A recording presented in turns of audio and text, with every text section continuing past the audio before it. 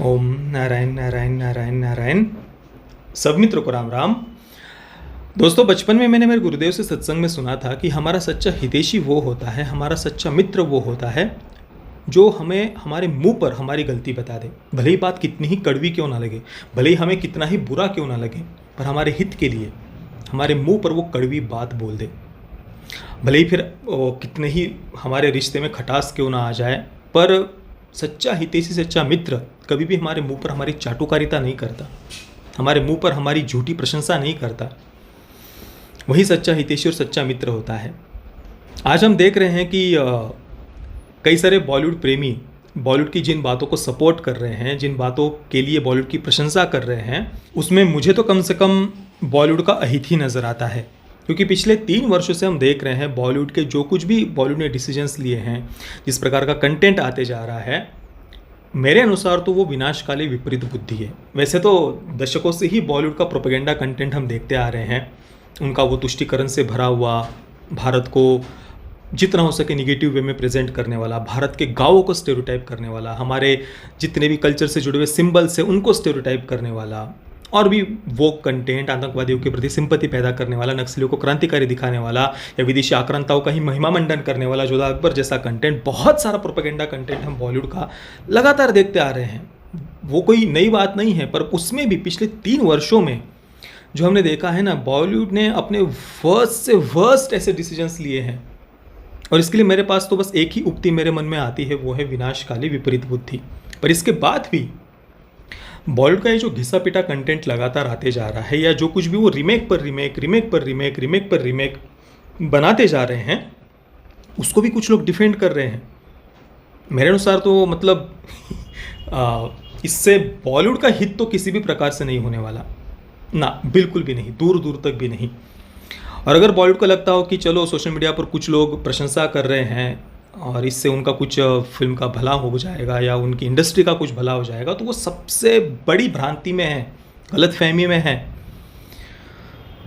क्योंकि देखिए, ठीक है, आज सोशल आप एक थोड़ा हाइप क्रिएट कर देंगे। मैं ये नहीं कह रहा कि आप कुछ पेड प्रमोशन करवा रहे हैं, पेड रिव्यूज़ करवा रहे हैं, या आपकी पीआर कुछ करवा रही है, मैं किसी पर आरोप नहीं लगा रहा, पर चलो कुछ बॉलीवुड प्रेमी आपकी, भले ही आज ये लगातार आप रीमेक पर रीमेक बनाते जा रहे हैं, फिर वो आपके जो कुछ भी बॉलीवुड प्रेमी हैं वो सोशल मीडिया पर आकर कह देंगे कि भाई ये रीमेक नहीं है, ये एडेप्टेशन है, ये तो इंस्पायर्ड है, नहीं ये तो बॉलीवुड की फिल्म ही नहीं है, ये तो साउथ वालों की ही फिल्म ये तो बॉलीवुड की फिल्म ही नहीं है, ये तो साउथ वालों की फिल्म है, वही डायरेक्ट कर रहे हैं। मतलब लोगों को जैसे कुछ समझ में नहीं आता कि को प्रोड्यूसर कौन है, कौन इसे, चलो। और ऊपर से 11 करोड़ में जो फिल्म बन सकती है, उसके लिए आप 175 करोड़ खर्च कर रहे हैं। क्या ये बॉलीवुड के हित का है? अभी बॉलीवुड के बड़े बड़े प्रोडक्शन हाउस के द्वारा जो एक आर्टिकल मैंने आपको दिखाया भी था, 8-10 दिन पहले की बात है, वो खुद कह रहे हैं कि भाई सारा का सारा पर पैसा एक्टर्स की जेब में जा रहा है।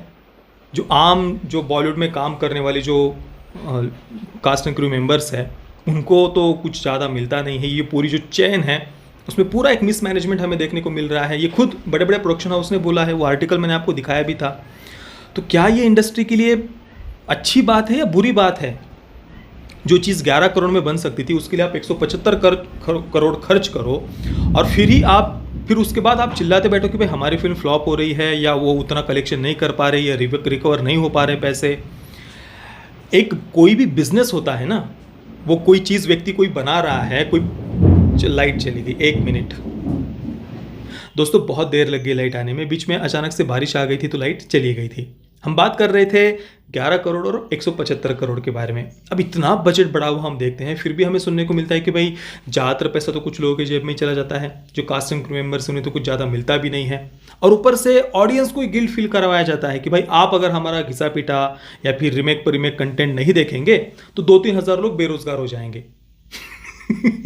मतलब इससे तो बचकाना आर्गुमेंट मैंने आज तक नहीं सुना। भाई जो भी कास्ट एंड क्रू मेंबर्स होते हैं, उन्हें तो ऑलरेडी पेमेंट हो चुकी होती है। और ये तो कोई भी बिजनेस हो, कोई भी इंडस्ट्री हो, ये तो उनका काम होता है कि वे, अगर उन्हें सर्वाइव करना है इस रेस में बिजनेस की, तो वो अच्छा प्रोडक्ट दे, अच्छी सर्विस दे जो उनके कस्टमर्स मांग रहे हैं। आप घिसा पिटा कंटेंट देते जाएंगे, रीमेक पर रीमेक बनाते जाएंगे, और फिर आप कस्टमर से ये एक्सपेक्ट करते हैं कि वो आपके इस घिसे पिटे या रिमेक पर रिमेक कंटेंट देखने के लिए पैसा खर्च करे, या वो आपको क्रिटिसाइज भी ना करे, और ऊपर से आप उनको ही गिल्ट फील करवाओ कि भाई 2-3 हज़ार लोग बेरोजगार हो जाएंगे अगर आप हमारे ये घिसा पिटा या रिमेक पर रिमेक कंटेंट नहीं खरीदेंगे, तो ऐसा नहीं होता ना। और देखिए देश भर में कई सारी अलग अलग प्रादेशिक रीजनल फिल्म इंडस्ट्रीज है, तो जो आर्ट होता है, जो कला होती है, चाहे वो कोई एडिटिंग कर रहा हो या कोई कैमरामैन हो या जो भी कास्ट क्रू मेंबर्स होते हैं, भाई उनकी कला कहीं पर व्यर्थ नहीं जाएगी। जो जगह खाली हुई है उसे कोई ना कोई आकर तो भरेगा ही। अगर बॉलीवुड ऑडियंस को कैप्चर नहीं कर पाएगा तो कल को तेलुगु फिल्म इंडस्ट्री आकर कर लेगी उनके कंटेंट के साथ। उनका कंटेंट अगर लोगों को पसंद आता है तो ये कम से कम जो कास्ट एंड क्रू मेंबर्स जिनको ज़्यादा पैसा तक नहीं मिलता, ज़्यादातर पैसा कुछ लोगों की जेब में चला जाता है, ये हमें सुनने को मिलता है, तो कम से कम उनके नाम पर ऑडियंस को गिल्ट फील करवाना, ये तो मेरे अनुसार बहुत ही बचकाना आर्गुमेंट है। और एक उदाहरण के लिए चलो हम बात करते हैं। मान लीजिए एक देश है, उस देश में 2 कार मैन्युफैक्चर करने वाली कंपनीज है। एक कंपनी है जो अपनी कार में एक लेटेस्ट कार वो डिज़ाइन करते हैं, उसमें सारे के सारे जो भी लेटेस्ट फीचर्स वगैरह होते हैं वो सब कुछ उसमें है, परफॉर्मेंस भी एकदम दमदार है, और 11 लाख में वो अपनी वो कार बना देते हैं। फिर उसको देखकर दूसरी जो कार मैन्युफैक्चरिंग कंपनी है वो सोचती है यार चलो हम इसको कॉपी कर लेते हैं, और फिर वो उसको कॉपी करने लग जाते हैं, और कॉपी करते करते हूबहू वो कॉपी कर लेते हैं। ऊपर से कुछ बातों में और डाउनग्रेड कर देते हैं क्वालिटी को, परफॉर्मेंस और थोड़ा सा कम कर देते हैं, बस बाहर से चमक धमक बढ़ा देते हैं, और फिर बोलते हैं कि भाई हमारी कार बनाने में हमें मैन्युफैक्चरिंग कॉस्ट 1,75,00,000 आई। अब अगर फिर उस कार को 1,75,00,000 की कार को कोई खरीदता नहीं है, फिर ये बोलना कि भाई आप हमारी ये कार नहीं खरीदेंगे तो भाई कई सारे लोग बेरोजगार हो जाएंगे, ऐसा तो नहीं होता ना। और चलो आज आपने पूरा मीडिया मैनेजमेंट करके, पब्लिसिटी करके, ढेर सारा एडवर्टाइजमेंट करके, या जिस भी प्रकार से आपने मान लो वो 1,75,00,000 की कार बेच भी दी कुछ लोगों को, कल को वो लोग देखेंगे ना 1 साल बाद, 2 साल बाद देखेंगे कि भाई ये मेरे बगल वाले ने ये 11 लाख की केवल कार खरीदी, पर उसका परफॉर्मेंस तो मुझसे अच्छा है यार, वो तो और खुश है मेरे से, 11 लाख रुपए में उसने कार ले ली, मैं तो 1,75,00,000 खर्च करके भी उससे खराब परफॉर्मेंस मुझे मिल रहा है। तो एक बार चलो आपने पूरा एक हाइप क्रिएट करके, एडवर्टाइज करके, पूरा पब्लिसिटी करके कुछ लोगों को आप वो 1,75,00,000 की कार बेच भी देंगे, पर क्या इससे वो कार मैन्युफैक्चरिंग कंपनी का भविष्य उज्जवल होगा? उसके फायदे में होगी वो बात? नहीं होगी। सिंपल सी और सीधी सी बात है। तो सबसे पहली बात, अगर आपको बिजनेस, कोई भी बिजनेस हो, उसमें आपको सर्वाइव करना है तो आपको समय के साथ बने रहना पड़ेगा। बस आप कुछ चीज़ों को कॉपी करके, वही घिसा पीटा कंटेंट बना कर, रिमेक बना कर, और ऊपर से उसमें बस कुछ बड़े तथाकथित, जिन्हें ये स्टार्स कहते हैं, उनके चेहरे चिपका कर आप वो चीज़ बेचना चाहते हैं, तो ये ज़्यादा दिन नहीं चलता। हाँ, कुछ समय शुरुआत में चल भी जाए, पर बार बार ये नहीं चलता। और जब वो भी तब जब जो ओरिजिनल कंटेंट है वो लोगों के सामने, लोगों के पास अवेलेबल हो, वो भी डब्ड वर्जन में। अब अगर किसी को ऐसा लगता हो कि भाई ये जो रीमेक है, ये जो प्रोडक्ट है, वो इस कारण से चल जाएगा क्योंकि उसमें एक बहुत बड़े स्टार का चेहरा है, उसे देखने के लिए लोग थिएटर में आएंगे, तो चलो आप एक स्टार और सेलिब्रिटी कल्चर बनाकर रखना चाहते हैं, कंटेंट पर मेहनत करने की अपेक्षा स्टार और सेलिब्रिटी कल्चर बनाकर, उनके चेहरे दिखाकर आप अपना प्रोडक्ट बेचना चाहते हैं।